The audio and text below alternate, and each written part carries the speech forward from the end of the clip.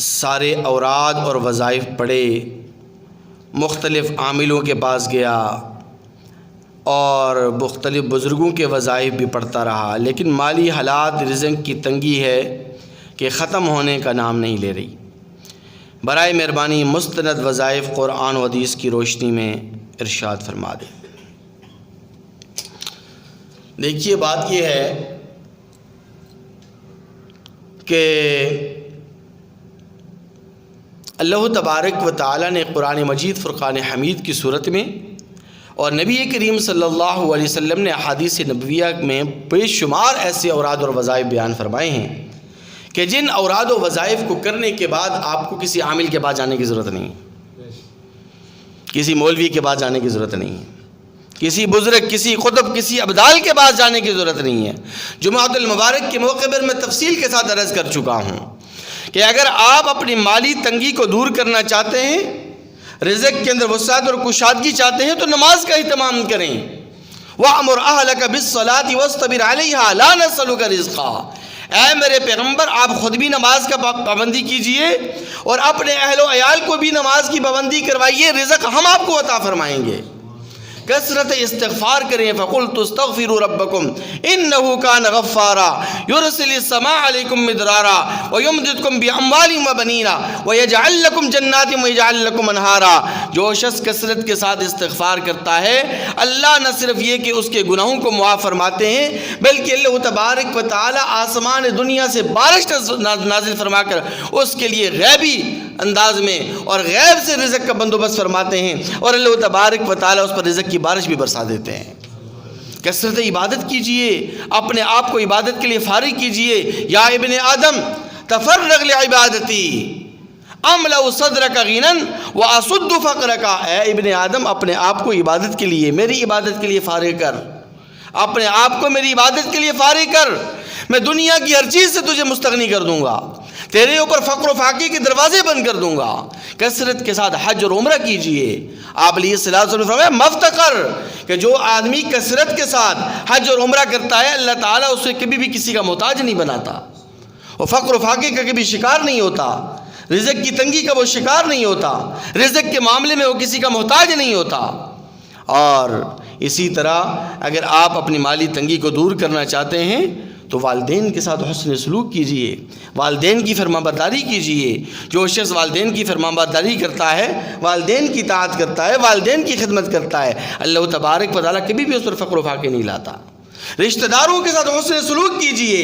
آپ علیہ السلام نے فرمایا من احب ان یزاد فی رزقہ وَيُزَادَ فِي عُمُرِهِ فَلْيَصِلْ رَحِمَهُ۔ جو آدمی یہ چاہتا ہے کہ اس کی زندگی لمبی ہو، اس کی عمر لمبی ہو، جو شخص یہ چاہتا ہے کہ اللہ تبارک و تعالیٰ اسے رزق کی وسعت اور کشادگی عطا فرمائیں، وہ اپنے رشتہ داروں سے حسن سلوک کرے، اپنے ماتحتوں کے ساتھ حسن سلوک کیجئے۔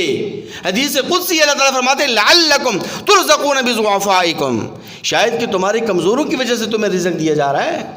تم جو یہ بڑی بڑی گاڑیوں کے اندر گھومتے ہو، بڑے عالیشان بنگلوں میں جو تم رہتے ہو، تم جو دنیا کی مال و دولت پر قبضہ کر کے بیٹھے ہو، بینک بیلنس تمہارے بھرے ہوئے، یہ تمہاری کمزوروں کی وجہ سے، تمہارے ماتحتوں کی وجہ سے، تمہارے جونیئرز کی وجہ سے اللہ تبارک و تعالی نے تمہیں یہ رزق کی فراوانی اور رزق کی وسعت اور کشادگی عطا فرمائی ہے۔ ان کے ساتھ حسن سلوک کیجیے۔ اہل خانہ کو گھر میں جاتے ہوئے سلام کیجیے۔ آپ علیہ الصلوۃ والسلام فرمایا ثلاثۃ کلہم ضامن علی اللہ، تین آدمیوں کی اللہ تبارک و تعالی ضمانت لیتے ہیں، ان عاش رزق وکفا وان مات دخل الجنہ۔ فرمایا ان تین آدمیوں سے اگر کوئی آدمی زندہ رہا تو میں اسے بقدر کفایت رزق عطا فرما دوں گا، اسے رزق کی کبھی محتاجی نہیں ہوگی، اور اگر وہ مر گیا تو سیدھا جنت کے اندر داخل کروں گا۔ ان میں سے فرمایا ایک رجل دخل بیتہ بسلام فہو ضامن علی اللہ، کہ جو شخص گھر میں داخل ہوتے ہی سلام کرتا ہے، اپنے گھر والوں کو السلام علیکم ورحمۃ اللہ کہتا ہے، تو وہ اللہ تعالیٰ کی ضمانت میں ہے، اللہ تعالیٰ اس کی ضمانت لے لی ہے۔ اسی انداز سے آپ جو ہے توکل کریں، اللہ کی ذات پر توکل کریں۔ نبی کریم صلی اللہ علیہ وسلم نے فرمایا لو انکم توکلون علی اللہ حق توکلہ لرزقکم کما یرزق الطیور تغدو حماسا وتروح بطانا۔ آپ علیہ السلام فرماتے ہیں کہ تم اگر ایسے توکل کرو جیسے کہ پرندے توکل کرتے ہیں اللہ تبارک و تعالیٰ کی ذات اقدس پر، جو صبح کو اپنے گھونسلوں سے نکلتے ہیں بھوکے پیٹ نکلتے ہیں، جب شام کو واپس آتے ہیں پیٹ ان کے بھرے ہوتے ہیں، تو اللہ تبارک و تعالیٰ تمہیں بھی رزق عطا فرمائے گا۔ اللہ کی ذات پر توکل کر کے تو دیکھ لیجئے، انفاق فی سبیل اللہ کیجئے، اللہ کی راہ میں اپنے مال کو خرچ کیجئے۔ وما انفقتم من شیء فهو يخلفه وهو خیر الرازقین، جو شخص اللہ کی راہ میں مال خرچ کرتا ہے اللہ تبارک و تعالیٰ نعم البدل اسے ضرور عطا فرماتے ہیں، اسے بہترین رزق اللہ تعالیٰ عطا فرماتے ہیں، کیونکہ وہ بہترین رزق دینے والا ہے۔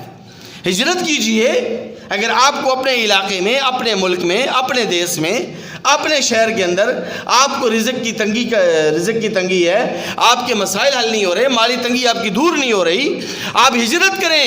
وَمَن يُهَاجِرْ فِي سَبِيلِ اللَّهِ يَجِدْ فِي الْأَرْضِ مُرَاغَمًا كَثِيرًا وَسَعًا، جو شخص اللہ تعالیٰ کی راہ میں ہجرت کرتا ہے اللہ تبارک و تعالیٰ اسے رزق کی وسعت اور کشادگی عطا فرماتے ہیں۔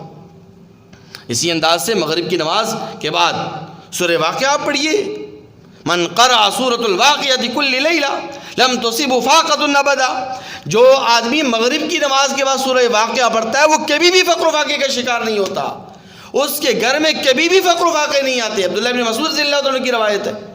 اسی طرح آپ جناب والا چاشت کی نماز کا اہتمام کیجئے، جو 10 ساڑھے 10 بجے پڑھی جاتی ہے، چاشت کی نماز کا اہتمام کریں۔ جو شخص چاشت کی نماز کا اہتمام کرتا ہے اللہ تبارک و تعالیٰ اسے کبھی بھی رزق کی تنگی کا شکار نہیں ہونے دیتے، اللہ تعالیٰ اس پر کبھی بھی فقر و فاقے نہیں لاتا، اللہ تعالیٰ اس کی رزق کے اندر وسعت کشادگی عطا فرماتے ہیں۔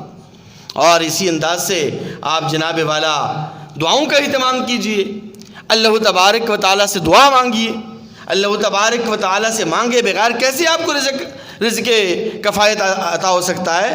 رزق کی وسعت، رزق کی کشادگی کے لیے اللہ تعالیٰ کے سامنے گڑ گڑانا ہوگا، اللہ تعالیٰ سے مانگنا ہوگا، اللہ تعالیٰ سے التجائیں آپ کریں گے، فریادیں کریں گے، اللہ تبارک و تعالیٰ ضرور آپ کو رزق عطا فرمائیں گے۔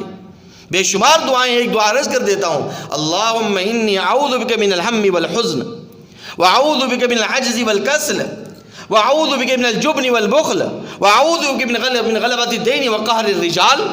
اس دعا کا بھی اہتمام کیجئے، مشہور و معروف دعا ہے، آسان دعا ہے، عام نماز، آسان نماز جو کتاب ہے، نماز کی جو کتاب ہے آسان نماز، اس کے اندر بھی لکھی ہوتی ہے۔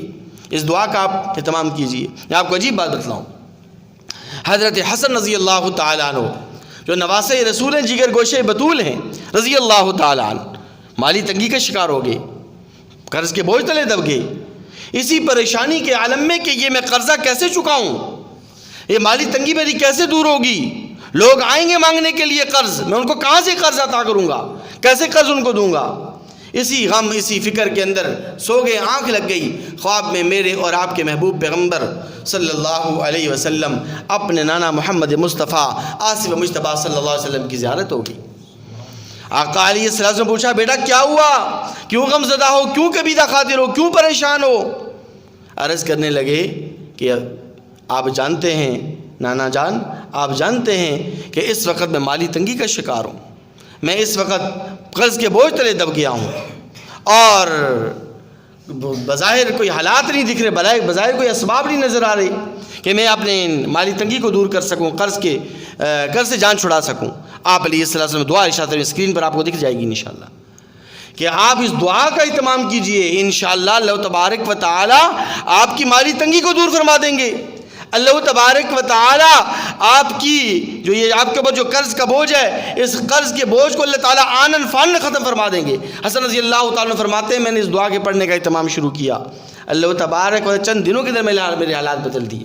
تو ان اعمال کا، ان وظائف کا اہتمام کریں، ان جو وظائف قرآن نے بتلائے ہیں، احادیث نبویہ میں نبی کریم صلی اللہ علیہ وسلم نے بتلائے ہیں۔ ہاں جو مستند وظائف علماء آپ کو بتلاتے ہیں، بزرگان دین آپ کو بتلاتے ہیں، قطب ابدال آپ کو مستند وظائف جو قرآن و حدیث کی روشنی میں مستند ہوں، ان کا بھی آپ اہتمام کریں گے تو انشاءاللہ یہ مسائل حل ہوں گے، کیوں نہیں حل ہوں گے؟ اللہ تبارک و تعالیٰ ضرور آپ کے مسائل حل فرمائیں گے، لیکن جب جو قوائف، جو ریکوائرمنٹ بتلائی جاتی ہے اس کے مطابق وظائف آپ کو نہیں بتلائے جاتے، یا پھر آپ اس ریکوائرمنٹ کے مطابق وظائف کا اہتمام نہیں کرتے، اس لیے آپ کے مسائل حل نہیں ہوتے۔